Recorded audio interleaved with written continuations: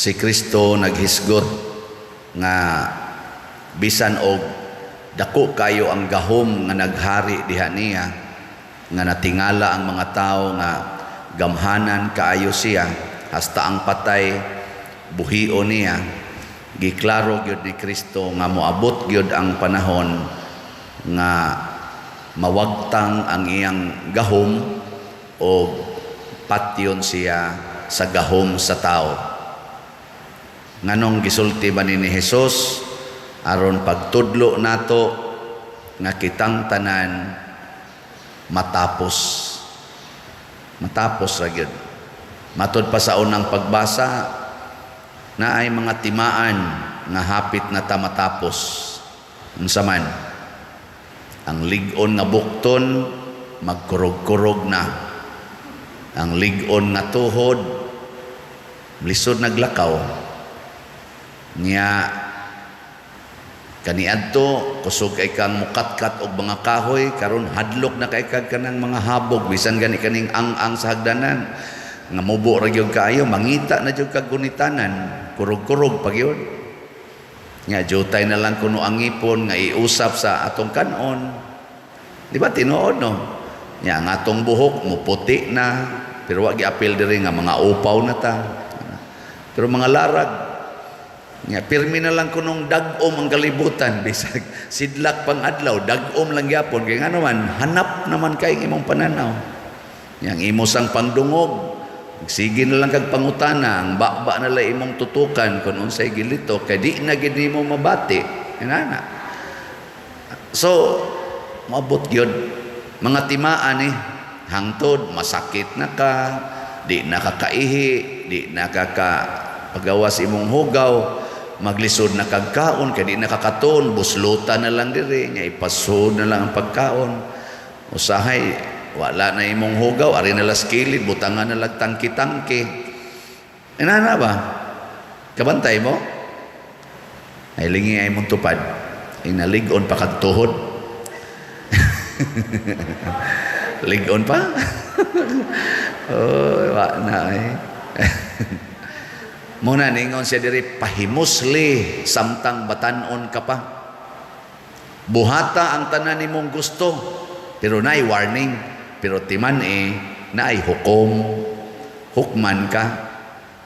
Nya dunay mga buta nga atong himuon samtang batanon pata. Bisan gani hangtod kita pagkamatay nga mapuslanon. Ug unsa man nga butang nga dili gyud madunot og mapuslanon, kay matod pa sa kaning atong unang pagbasa, wa gyoy kapuslanan ang tanan. Pero dunay mapuslanon. Unsa mang buhata ang mapuslanon? Tubag. Kibaw mo. Wa mo kibaw. Ang mapuslanon mao ang paghigugmaay. Kana bang gamito nimo ang tanan nimong abilidad aron paghigugma sa imong isig katao. Pinasubay sa paghigugma sa Ginoo nato. Mo na ingos Kristo sa iyang mga panudlo. Paghigugmaay kamo sama sa akong paghigugma kaninyo. Mananglitan, kung makasa ang imong bana nangabit, mangulata pagid nimo, unsa man na, mapuslano na nga buhat o dili? Tubag? Kusga? Dili. Unya kay misukol man ka, imo man sad siyang gisuklan, imo man sad siyang giaway, imo man sad siyang gibiyaan.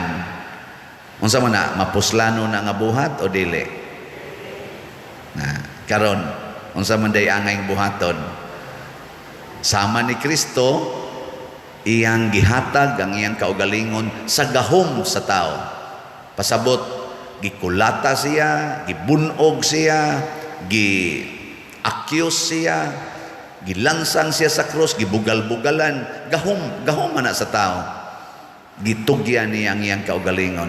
Kung sundo na nimo, pananglitag ikay gikulatas imong bana, nangabit pagid siya, nya imo nang sundon nga itugyan nimo ang imong kaugalingon sa gahom sa tao, ang resulta mapuslanon kay na nga buhat. Mo nay buhat nga makaluwas.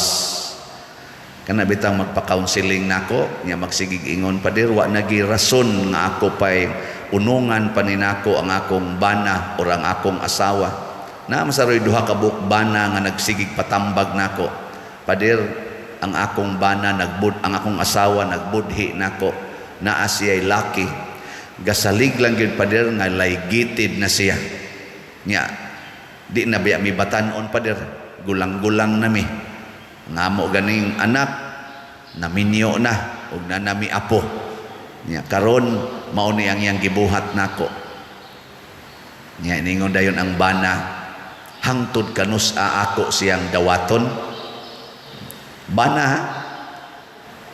Ningon dayon ko ayaw na lang pagsigi diha og pangutanag kanus ani mo dawaton kay mga tiwasono naman san mong edad padayuna na lang ang pagdawat niya hangtod mo matapos kay ingon ako kay wa man ka mga bit sa ato pa maayo ang imong pagpuyo sa imong kinabuhi nya kay ang imong asawa nangabit man ang hukom ana niya padong sa impyerno apil anang iyang kabit ikaw nga nahibaos iyang pagpanglimbong ayaw kasuko dawata siya kaloy siya ingutana din siya nako og mao na pader magsigi na lang gyud ko sana duda sa kong asawa kada niya lakaw din alang gyud ko mosalig nako ayaw sad salig yun nga dili siya kasaligan dili sa na ingong salig ayaw glaom salig na day salig di mulaom musalig ka nga di siya kasaligan nya adto ka mulaom sa Ginoo nga maoray magbantay niya nya muhatag gitag indefinite nga paglaom nga mabag-o ra gid ni siya nganong mang mabag-o man tungod kay naay Ginoo nya unsa man pagbag-o sa tawo nga gasubay na padong sa impyerno unsaon man ha di mo kibaw imo ng kuyugan ba ikaw nga nagdag Ginoo nagda sa kahayag sa Ginoo kanang tawo nga naglakaw sa kangit-ngit padong sa impyerno tungod sa iyang sala kuyugi pasabot istoryahe higugmaa alagare padul-i kay sama sa tao nga kanang galakaw ngit-ngit nya ikaw gadakag flashlight siya nagkatumba-tumba na nagkadagma-dagma na ug muduol kaniya nya imong tamuagan iyang daan unsa man mutarong naglakaw kay hayag naman ika may nagdas kahayag pero masuko kaniya mupalayo ka mosamot gyud tog kadagma mosamot gyud tog ka anang lamyon na gyud sa kangit-ngit ug mao ni kasagaran natong failure gyud ta aning paghatag og kahayag sa atong isig katawo muna ang Ginoo mao may kahayag dito sa langit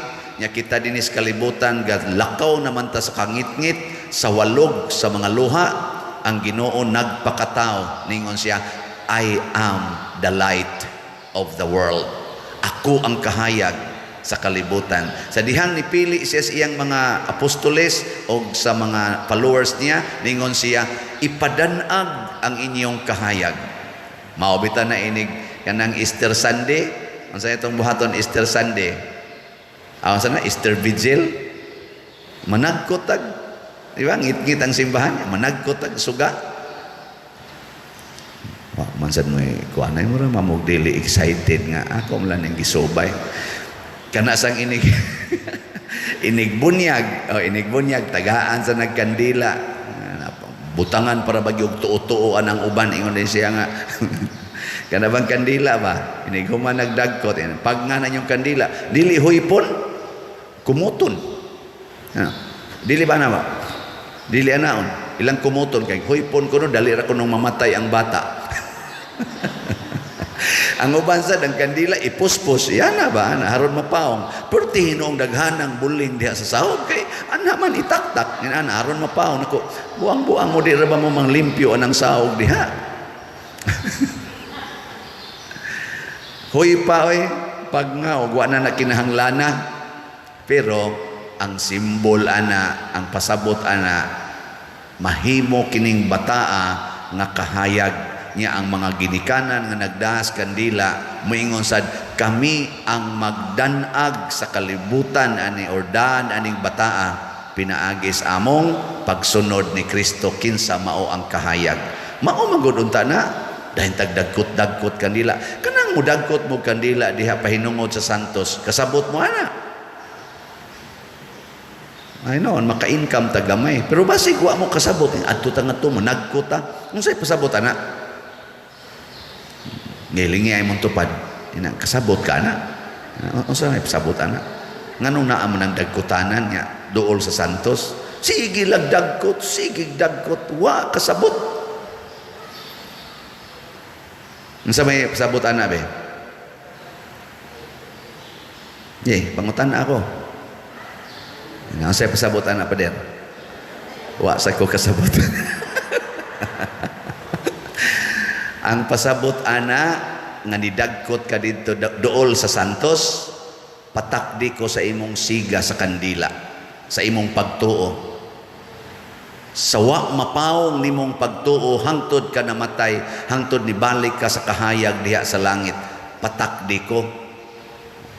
Mao na ang simbol nangandoy ko nga mahimo kong kahayag ngadtos uban. Oy mudagkot aron makapasar sa exam, aron makauyab mo na doon na kolor-kolor ang kandila, aron maayo sa sakit. Kutob ra jud kadiha matud pas unang pagbasa, wa nay kapuslanan. Magunsa magmupasar kas exam pero yawanon kay kastanan, maunsa man og maayo kas imong sakit, sige na nung kag pangabit, sige na nung kang sugal, sige na nung kag inom, sige na nung kag panglibak og pangaway anang imong silingan.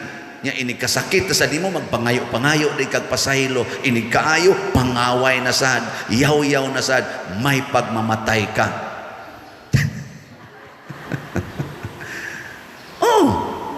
May pagmalahos kag kamatay kay pagkasakit nimo, sige Ginoo pasaylo ako, Ginoo pasaylo ay taon ko, buutan man kakayo, patiyo na lang ka kay umayo ka, mangaway na sad, maningil na sad ng utang, mangiskis na sa skilay, pakulor na sa buhok, buangon kay kastanan, buhato na sad ang way kapuslanan. Nindog tayo.